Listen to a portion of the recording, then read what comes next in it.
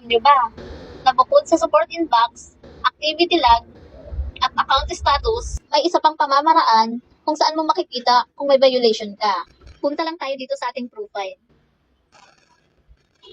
Dito sa profile, hanapin lang natin itong about.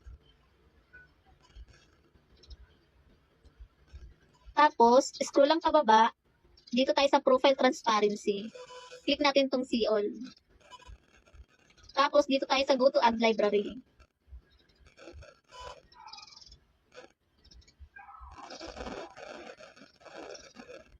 Tapos, click natin itong system status. Dito sa see details. Dito sa tatlong check na green, pag isa dyan ay wala, ibig sabihin, hindi marirecommend ni Meta yung Facebook mo sa iba.